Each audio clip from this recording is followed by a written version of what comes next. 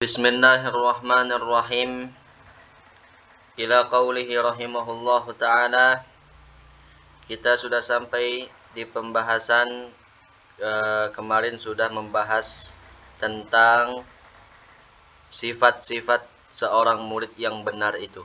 Dan ini masih kelanjutan dari pembahasan sebelumnya mengenai sifat-sifat seorang murid yang benar itu, yang benar-benar ingin menjadi murid, orang yang ingin menjadi kekasihnya Allah, mendekat kepada Allah Subhanahu wa taala. Mungkin setelah ini pembahasan yang terakhir, akan habis kitab ini insyaallah. Kita lanjutkan sifat seorang murid itu. Yang selanjutnya adalah haliful haya wal muruwati. Seorang murid itu dia bersifat berteman dengan rasa malu dan menjaga muruwah, menjaga kehormatannya. Di antara sifat seorang murid itu dia memiliki rasa malu. Selain rasa malu, dia juga harus pandai-pandai menjaga muruahnya, menjaga marwahnya, atau di sini muruwahnya, menjaga kehormatannya. Menjaga kehormatannya itu artinya, jadi misalnya dalam hal makanan. Nah, apabila seorang murid itu makan di pinggir jalan, di warung-warung pinggir jalan, nah itu artinya seorang murid itu sudah melanggar kehormatannya, sudah menjatuhkan kehormatannya sebagai seorang murid itu, karena itu tidak layak bagi seorang murid seperti itu. Itu dalam contoh hal makanan, atau dalam contoh hal berpakaian. Nah, apabila seorang murid ini berpakaian dengan pakaian yang tidak layak digunakan untuk murid, untuk orang yang ingin mendekat kepada Allah, nah itu berarti dia juga sudah melanggar kehormatannya, sudah menjatuhkan kehormatannya itu. Mungkin dari pandangan orang lain menggunakan pakaian yang seperti itu, intinya yang tidak layak bagi murid. Bagi orang lain mungkin hal itu biasa-biasa saja. Tapi bagi seorang murid menggunakan pakaian yang seperti itu, nah itu yang tidak layak. Dan itulah yang menjatuhkan kehormatannya. Seorang murid itu adalah orang yang menjaga kehormatannya dan menjaga akhlak-akhlak yang berkaitan dengan murid itu. Yunsifu kulla ahadin min nafsihi wa la yantasifu laha min ahadin. Kemudian seorang murid itu dia memberikan setiap orang haknya daripada dirinya, dan dia tidak menuntut untuk diberikan hak pada dirinya dari orang lain itu. Nah, jadi seorang murid itu dia memberikan hak orang lain. Dia mau memberikan hak orang lain daripada dirinya, dan dia tidak menuntut orang lain untuk memberikan haknya. Misalnya, contohnya, setiap orang itu apabila tertimpa suatu kesusahan, suatu masalah, beban, nah berarti orang itu berhak untuk dibantu. Nah, itulah hak muslim kepada muslim lainnya, yaitu saling membantu, meringankan beban itu.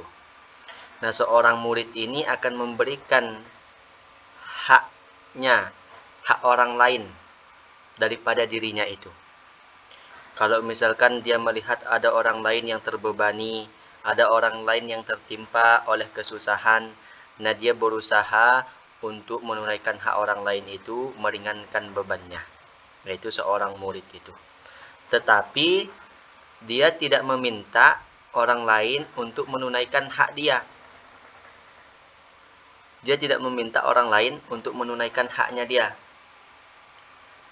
Misalnya apabila semurid ini dia tertimpa suatu beban masalah hidup, dia tertimpa suatu masalah. Nah, dia tidak meminta orang lain untuk diringankan beban masalahnya. Dia tidak meminta seperti itu. Nah, itu sifat seorang murid itu. In u'tiya syakara. Seorang murid itu apabila diberikan sesuatu maka dia bersyukur. Dia selalu bersyukur diberikan oleh orang lain.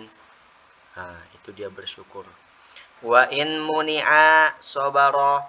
Dan apabila dia dicegah, seorang murid itu bersabar. Artinya sebenarnya dia berhak untuk dibantu. Sebenarnya dia berhak untuk dijenguk. Tetapi orang nggak ada yang membantu, nggak ada yang menjenguk. Nah, ketika seperti itu, sobaro, si murid ini bersabar.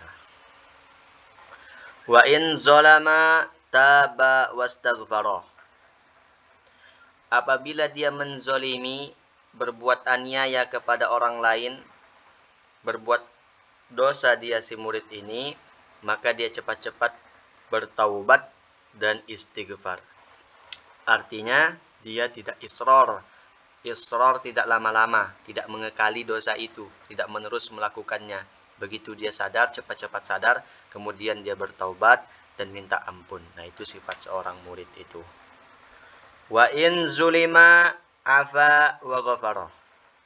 Dan apabila dia yang dizolimi, dia yang dianiaya, maka dia memaafkan dan dia mengampuni. Dia dizolimi sama orang, nah dia maafkan dan diampuni. Bahkan di pembahasan sebelumnya bisa sampai didoakan dengan kebaikan. Nah, itu juga dipraktekkan oleh Rasul Shallallahu Alaihi Wasallam dan para guru-guru ulama-ulama kita itu. Yuhibbul khumula wal istitar. Seorang murid itu menyukai khumul, menyukai bersendiri dan tertutup. Artinya dia suka seorangan, dia suka sendiri. Karena dengan tertutup itu tidak diketahui keadaannya oleh orang, itu bisa membantu dia untuk melakukan wirid-wiridnya. Itu bisa membantu dia untuk melakukan amalan-amalan amaliyah-amaliyahnya. Artinya dia tidak terganggu kalau banyak orang itu. Dengan banyak orang itu dia tidak terganggu. Karena dia nggak banyak bergaul.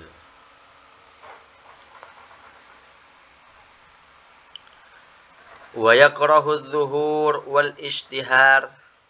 Dan seorang murid itu tidak menyukai menampakkan diri dan masyhur, keterkenalan.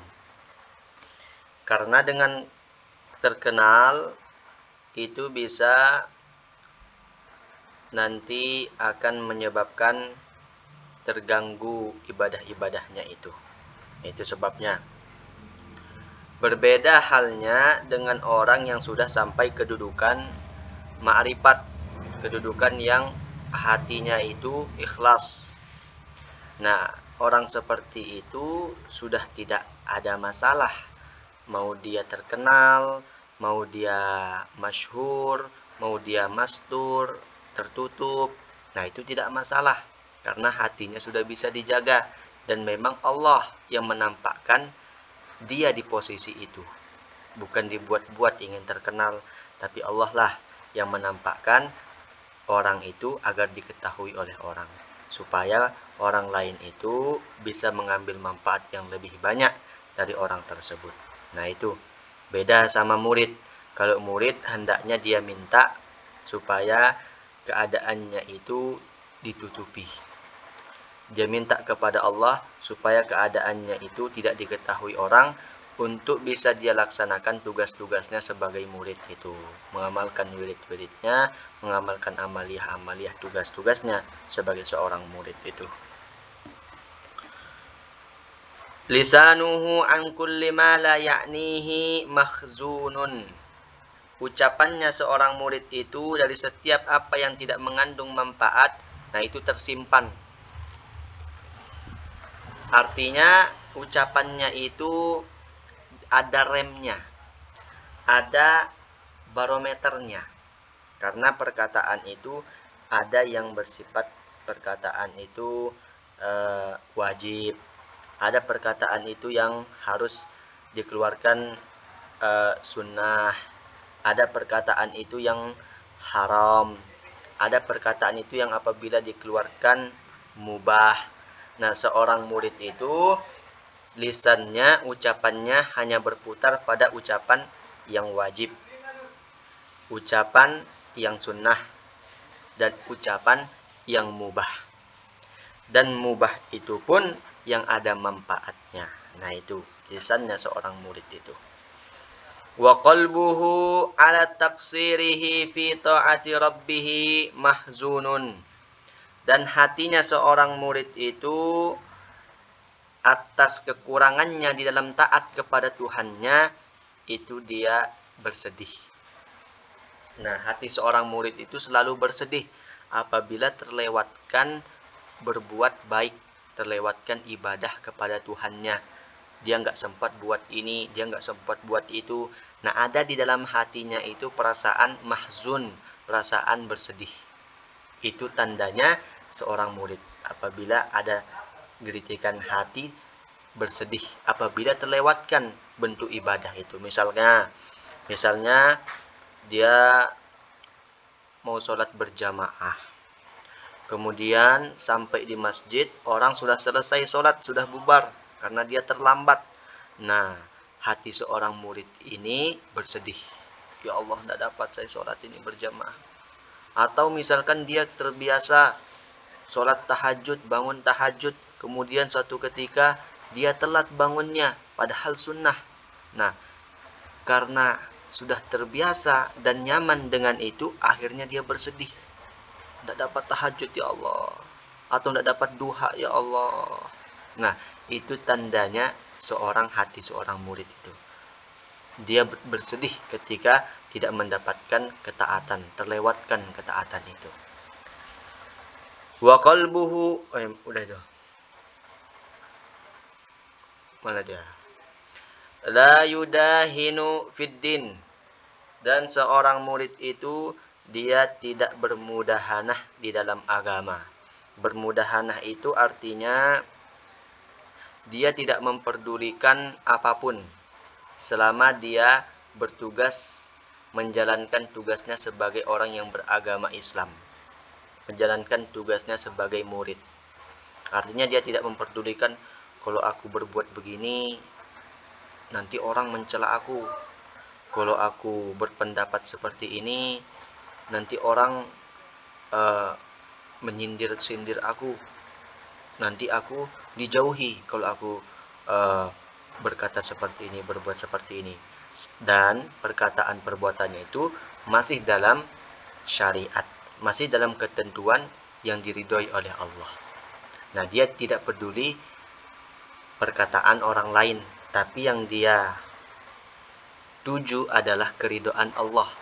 Kalau memang Allah di situ ridha dengan perbuatan perkataan itu, dan dia tidak memperdulikan orang lain itu. Wala yurdil makhluqin bisukhti rabbil alamin. Dan seorang murid itu dia tidak membuat ridha makhluk, tidak membuat senang makhluk dengan cara sesuatu yang dimurkai, yang Allah marah, Tuhan semesta alam murkai. Nah, seorang murid itu dia tidak mau membuat orang senang, tapi dengan cara Allah murka, Allah tidak ridho. Terkadang kita ini menjaga kesenangan orang dengan sesuatu yang haram, yang dilarang, bercerita yang bersifat misalkan dusta. Nah, itu seorang murid jauh daripada itu. Yang dicari itu keridhaan Allah. Dia tidak mementingkan apakah orang itu setuju atau tidak, selama itu dengan keridhaan Allah.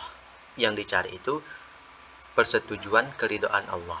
Jadi kalau kita mencari kesenangan supaya orang lain senang dengan kita dengan cara yang haram, nah supaya banyak yang mengikuti, nah itu kebalik namanya. Sedangkan Tuhan Allah tidak ridho, itu kebalik seperti itu. Yang dicari seorang murid itu adalah keridhaan Tuhannya. Ya'nasu bil wahdati wal infirad. Seorang murid itu dia merasa jinak, merasa senang dengan kesendirian. Sama infirad juga. Wa yastauhishu min mukhalatatil ibad, dan seorang murid itu gelisah daripada bergaul dengan orang lain.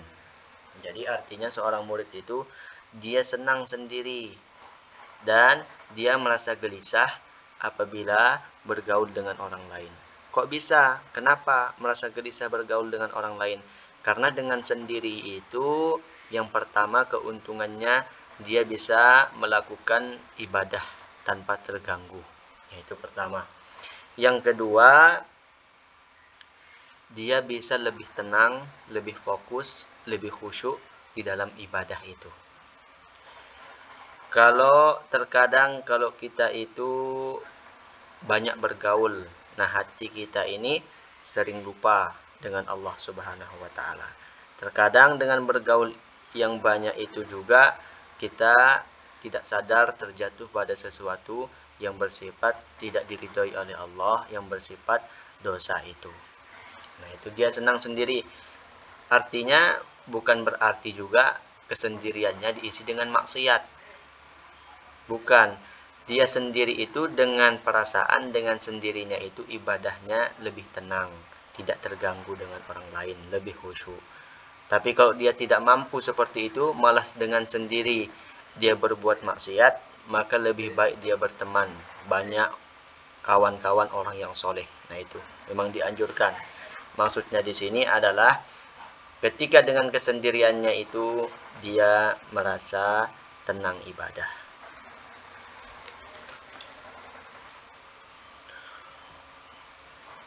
Wala talqahu illa ala khairin ya'maluhu au ilmin yu'allimuhu yurja khairuhu wala yukhsha syarruhu. Dan seorang murid itu, engkau tidak menjumpai seorang murid itu kecuali dengan kebaikan yang sedang dia lakukan atau ilmu yang dia ajarkan. Dan seorang murid itu kebaikannya diharapkan dan keburukannya tidak dikhawatirkan. Artinya seorang murid itu tidak mungkin kita dapati dalam melakukan perbuatan hal-hal yang sia-sia. Selalu perbuatannya itu perbuatan yang diridhoi. Di antaranya misalkan dia sedang kita lihat, dia selalu sedang belajar atau dia sedang mengajar, perbuatan amaliyah-amaliyahnya yang sedang dia lakukan. Nah itu seorang murid itu. Dan seorang murid itu orang lain tidak takut dengan dia. Dan orang lain itu merasa nyaman dengan dia. Yurja khairuhu. Artinya orang lain itu merasa nyaman dengan dia dan orang lain itu tidak takut dengan dia. Nah itu. Fala yu'zi man adahu, seorang murid itu dia tidak menyakiti orang yang menyakitinya. Wala yajfu man jafahu, dan dia tidak menjauhi orang yang menjauhinya. Kan nakhlati turma bil hajar fatarmi birrutab. Seperti pohon kurma yang dilempar dengan batu, maka pohon itu kembali melempar dengan buahnya. Nah itu juga seorang murid itu. Dia disakiti, dianiaya, dizolimi. Nah dia tidak membalasnya, tidak melawan dengan orang yang menyakiti itu. Bahkan didekatkan. Bahkan ibaratnya seperti ketika melempar pohon kurma atau pohon mangga, kita lempar buahnya kan. Kita dikasih apa? Kita dikasih buah. Begitu juga murid. Dia disakiti, tapi malah yang keluar dari perbuatannya, dari perilakunya, dari kata-katanya, sesuatu yang bermanfaat bagi orang yang menyakitinya itu. Wakal ardi yutrahu alaiha kullu qabihin wala yakhruju minha illa kullu malihin. Juga seperti tanah yang dilempari di atas tanah itu segala yang jelek. Dilempari kotoran, dilempari tai sapi, dilempari pupuk, ya kan? Tapi yang dikeluarkan dari tanah apa? Tumbuh-tumbuhan, buah-buahan. Nah itu, begitu juga seorang murid itu. Wala yakhruju minha illa kullu malihin, dan tidak ada yang keluar daripada tanah itu kecuali yang enak-enak. Seperti tadi itu. Nah, itu syarat-syarat seorang murid itu, orang yang ingin mendapatkan makrifat kepada Allah itu. Karena yang namanya makrifat itu tidak mungkin diberikan kepada orang yang tidak punya akhlak. Yang namanya makrifat itu tidak mungkin diberikan kepada orang yang masih banyak kotoran di dalam hatinya.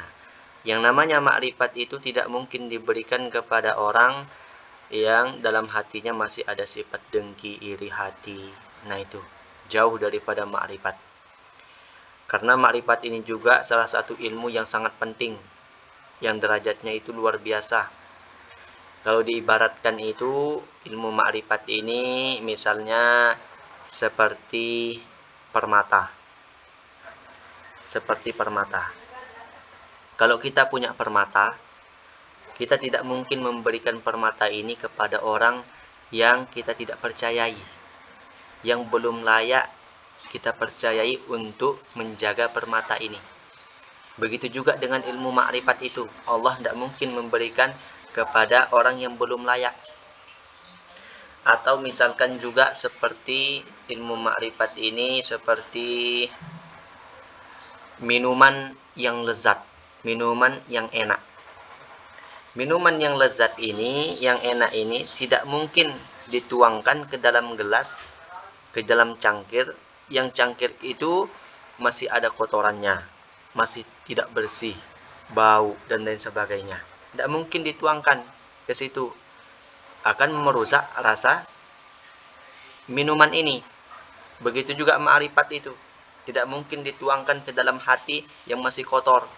Dibersihkan dulu gelasnya, dicuci dulu gelasnya. Nah, baru setelah dicuci bersih, barulah dituangkan yang namanya minuman lezat, yang namanya ma'rifat itu. Nah, begitu juga ma'rifat itu.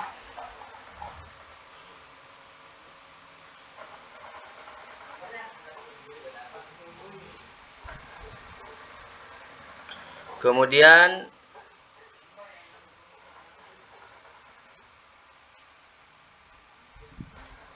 taluhu anwaru sidqihi ala zahirihi.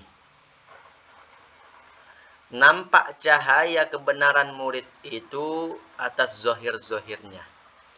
Wa yakadu yubsihu ma yura ala wajhihi amma yudmiru fi sarairihi. Dan hampir menjelaskan apa yang dilihat di wajah murid itu dari apa yang tersimpan di dalam hatinya. Sa'yuhu wa himmatuhu fi ridha maulahu. Usahanya, semangatnya, tujuannya, perhatiannya itu pada keridhaan Tuhannya. Nah, jadi seorang murid itu kelihatan sebenarnya dari zahirnya, dari wajahnya sudah kelihatan ada memancar cahaya kebenaran. Dilihat memang sama orang, membuat orang itu mengingat kepada Allah. Nah itu. Kemudian usahanya itu, perhatiannya itu untuk mencari keridhaan Allah.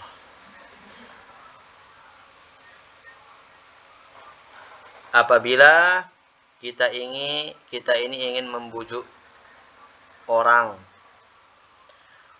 kita ini ingin membujuk tuan agar kita diberikan sesuatu yang berharga, maka kita harus memuji tuan itu. Kita harus mensucikannya, mengagungkan tuannya, berbuat berkata-kata yang baik kepada tuannya, berperilaku tingkah laku yang baik kepada tuannya. Kemudian kita minta sesuatu yang berharga kepada dia, nah kita akan diberikan.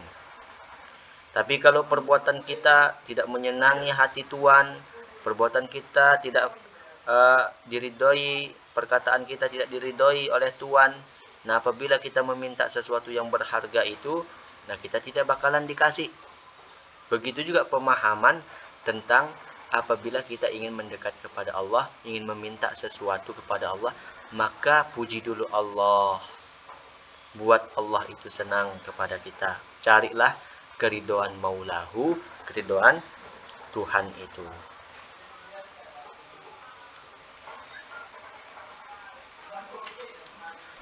Wa hirsuhu wa nahmatuhu fi mutaba'ati rasulihi wa habibihi wa mustafahu.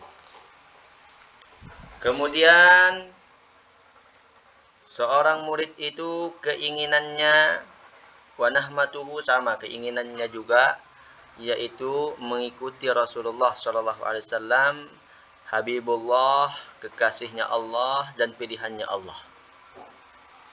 Yata'assa bihi fi jami'i ahwalihi. Dia mengikuti di semua keadaan Nabi. Wa yaqtadi bihi fi akhlaqihi wa af'alihi wa aqwalihi. Dan dia juga mengikuti akhlaknya Nabi, perbuatannya Nabi, dan ucapannya Nabi. Jadi Allah itu mengutus Rasul. Rasul itu untuk kita contoh. Apapun itu contohnya ada di Rasul. Kalau kita ingin rumah tangga yang diridhai oleh Allah, nah contoh Rasul. Contoh utusan Allah. Kalau kita ingin anak dididik dengan baik sesuai dengan syariat, contoh didikan Rasul. Kalau kita ingin berdagang, nah contoh bagaimana cara berdagangnya Rasul. Kalau kita berbisnis, contoh Rasul. Kalau apalagi semuanya itu apabila kita ingin mencari keridhaan Allah, nah itu ada pada diri Rasul itu. Jadi Rasul itu diikuti agar kita bisa mencari ridha Allah itu dengan cara mengikuti para Rasul yang Allah utus itu. Mumtathilan li amri rabbihil azim fi kitabihil karim haitsu yaqulu wa ma atakumur rasul fakhudhuhu wa ma nahakum anhu fantahu. Dan dia menjunjung tinggi perintah Tuhannya yang mulia, yang agung di dalam kitabnya yang mulia ketika Allah berfirman wa ma atakumur rasulu fakhudhuhu wa ma nahakum anhu fantahu. Dan apa yang Rasul itu bawa kepada kalian, ambillah. Dan apa yang Rasul itu larang daripada kalian, maka jangan kerjakan. Berhentilah. Nah, di sini dalam ayat ini, ayat yang cukup luas maknanya. Di dalam ayat ini ada dua hal yang dijelaskan. Yang pertama, apa yang Rasul bawa itu kita disuruh ambil. Dan apa yang Rasul larang itu kita jangan lakukan. Apa yang Rasul perintahkan kita kerjakan. Apa yang Rasul larang kita jangan lakukan. Tapi ada satu yang tidak ada dijelaskan di dalam ayat ini, yaitu yang Rasul diamkan. Yang Rasul diamkan artinya yang tidak diperintah oleh Rasul dan tidak dilarang oleh Rasul. Tidak memerintah dan tidak melarang. Dan itu banyak dalam kehidupan kita yang seperti itu. Bahkan umumnya seperti itu. Rasul tidak melarang, Rasul juga tidak memerintahkan. Contohnya misalnya mengerjakan haul. Haul. Rasul tidak pernah menyuruh kita melaksanakan haul. Tapi Rasul juga tidak pernah melarang. Tidak pernah ditemukan di dalam kitab hadis, kalian kalau aku meninggal dunia, hauli aku. Tidak pernah Rasul bilang kayak gitu. Nah, itu apa namanya kalau yang seperti itu? Yang tidak diperintah dan juga tidak dilarang. Itu namanya maskut anhu, yang didiamkan oleh Nabi, yang didiamkan oleh Rasul, tidak diperintah dan juga tidak dilarang. Lalu apa hukumnya? Sesuatu yang tidak diperintah, yang tidak dilarang itu bagaimana hukumnya? Hukumnya itu mengikuti dasar syariat. Apabila sesuatu itu bertentangan dengan dasar syariat, nah maka hal itu tidak boleh. Tapi apabila sesuatu itu tidak bertentangan dengan dasar syariat, itu boleh. Misalkan seperti haul tadi. Haul ini bertentangankah dengan dasar syariat atau tidak? Maka ditimbang, lihat coba. Emang diisi haul itu apa sih? Yang pertama, kita timbang. Haul itu isinya kumpul-kumpul orang-orang. Nah, kita lihat kumpul-kumpul orang itu bertentangan tidak dengan dasar syariat? Tidak. Berarti satu boleh. Kemudian di dalam haul itu ada sholawatan, zikir, tasbih, ceramahnya, mengingatkan hal-hal kepada akhirat. Nah, itu bertentangan tidak dengan hukum syariat, dasar syariat? Tidak. Nah, dua boleh. Yang kemudian di dalam haul itu mungkin misalnya ada makan-makan. Nah, makan-makan itu bertentangan tidak dengan hukum syariat? Tidak. Nah, berarti kesimpulannya haul itu diperbolehkan. Karena tidak bertentangan dengan dasar syariat itu. Tapi kalau misalnya di haul itu ada sesuatu yang bertentangan dengan dasar syariat, maka itu haulnya haul yang tidak boleh, yang diharamkan. Misalkan di dalam acara haul itu ada 10 acara. 9 acara sesuai dengan syariat. Tapi ada satu acara yang tidak sesuai dengan syariat. Maka yang 9 ini menjadikan haul itu tidak diperbolehkan, haram dilakukannya. Menang yang satu ini daripada yang 9 itu. Contohnya misalkan di dalam haul itu ada perkumpulan laki-laki dan perempuan. Dan di situ tidak ada dindingnya, tidak ada hijabnya, ikhtilat, bercampur baur. Nah, itu sesuatu yang bertentangan dengan syariat. Apabila itu ada, walaupun ada ceramahnya, ada zikirnya, ada baca Qur'annya, ada kumpul-kumpulnya, makan-makannya tadi itu semuanya, dengan sebab ikhtilat itu, maka haul ini sudah tidak diperbolehkan. Seperti itu. Atau misalnya kumpul-kumpul ada, selawatan ada, zikir ada, ceramahnya ada, tapi makan-makannya dari hasil yang tidak halal. Nah, itu sama, menjadikan haul itu tidak boleh.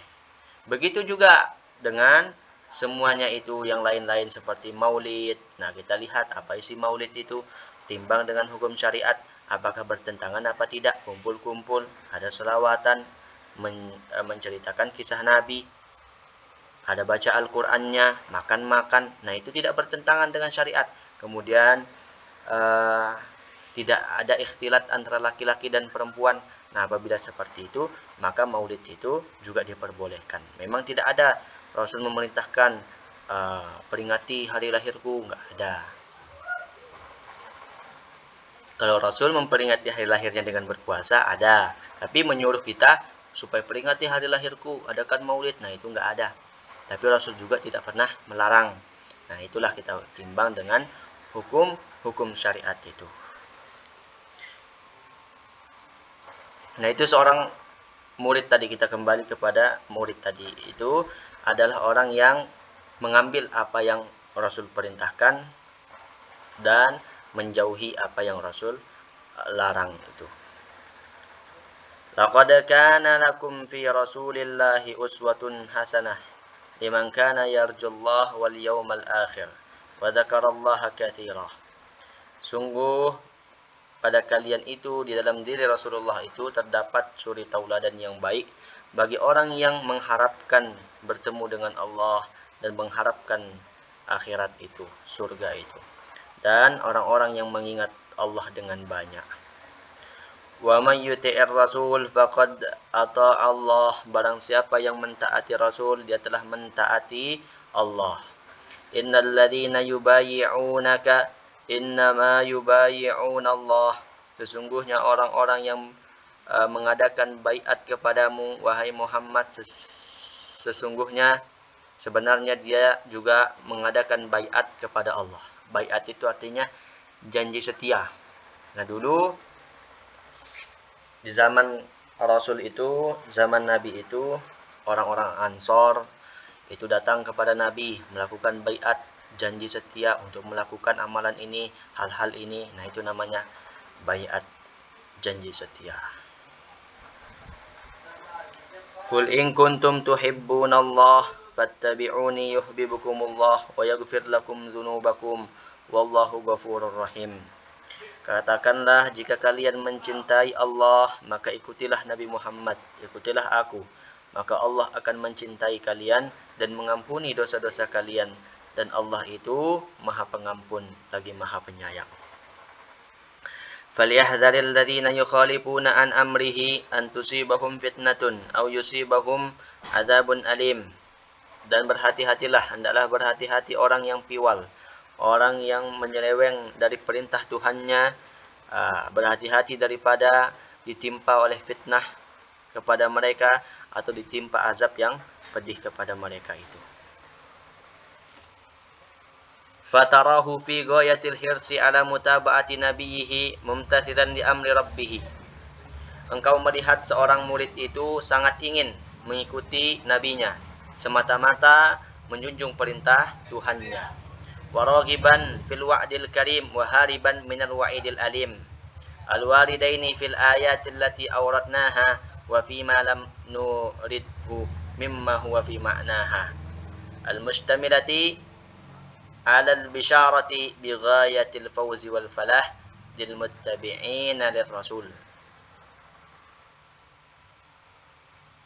Dan seorang murid itu gemar di dalam janji yang mulia, dan dia lari daripada ancaman yang pedih itu, yang mana keduanya itu terdapat dalam ayat yang telah kami datangkan ayat itu, dan juga pada apa yang tidak kami datangkan. Daripada sesuatu yang mengandung, maknanya itu mengandung bisyarah dengan kesudahan, keberuntungan, kesudahan, kemenangan bagi orang-orang yang mengikuti Rasulullah sallallahu alaihi wasallam. Wa 'alan nadharah bi ghayatil khizzi wal hawan lil mukhalifin lahu. Dan bagi orang yang piwal, orang yang tidak mengikuti ajaran Rasulullah sallallahu alaihi wasallam, atas peringatan bagi mereka dengan kehinaan. Dengan kehinaan sama maksudnya ini. Allahumma inna nas'aluka bi annaka antallahu alladzi la ilaha illa antal hannan al-mannan badi'us samawati wal ard ya dzal jalali wal ikram. Ya Allah, sesungguhnya kami meminta kepadamu bahwa Engkau adalah Allah yang tidak ada Tuhan selain Engkau, yang maha memberikan karunia, yang menciptakan langit dan bumi, yang wahai, yang maha mulia, yang maha perkasa, yang maha agung. Antarzuqana kamadal mutaba'ati li abdika wa rasulika sayyidina Muhammadin sallallahu alaihi wasallam fi akhlaqihi wa a'malihi wa aqwalihi zahiran wa batinan.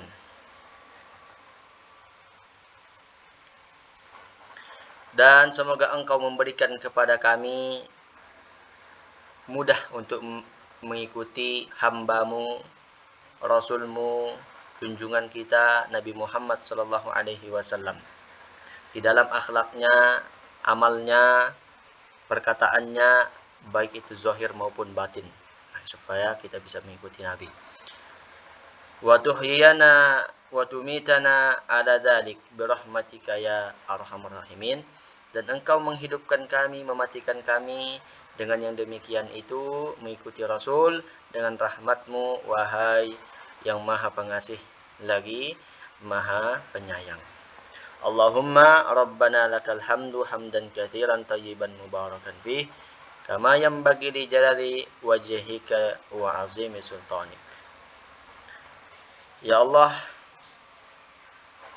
Tuhan kami, bagimulah pujian yang sangat banyak, yang baik, yang berkah, sebagaimana seharusnya pujian itu kepadamu dan keagungan kekuasaanmu. Subhanaka la ilma lana illa ma 'allamtana innaka antal alimul hakim. Segala puji Maha suci Engkau yang tidak ada ilmu bagi kami kecuali apa yang telah Engkau ajarkan kepada kami. Sesungguhnya Engkau Maha mengetahui lagi Maha bijaksana. La ilaha illa anta subhanaka inni kuntu minaz zalimin. Tidak ada Tuhan selain Engkau. Engkaulah dan Maha suci Engkau. Sesungguhnya aku dari golongan orang-orang yang zalim. Tammat hadhihi risalatu lil muridil makhsus min rabbihil majid bit tathbit wat ta'yid wat tasdid. Sempurnalah risalah ini, artinya kitab ini. Sebenarnya ini namanya risalah kalau kitab itu yang besar-besar itu. Ini tulisan kecil dari pengarangnya dan disebut dengan risalah. Nah, telah sempurna risalah ini bagi seorang murid yang dikhususkan itu daripada Tuhannya yang agung dengan menetapkan dan menguatkan sama.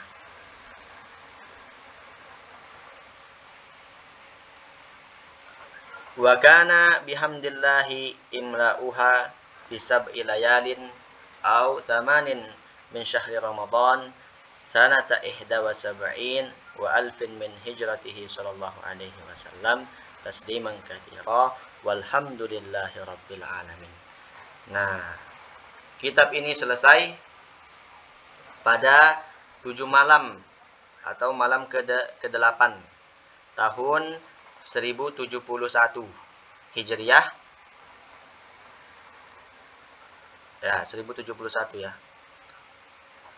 Nah, kemudian beliau berselawat kepada Rasulullah sallallahu alaihi wasallam dan memuji kepada Allah. Walhamdulillah rabbil alamin. Alhamdulillah sudah selesai kitab Risalah Adab Sulukil Murid. Sampai di sini dulu, nanti kita lanjutkan ke kitab yang lainnya. Wallahu subhanahu wa ta'ala a'lam.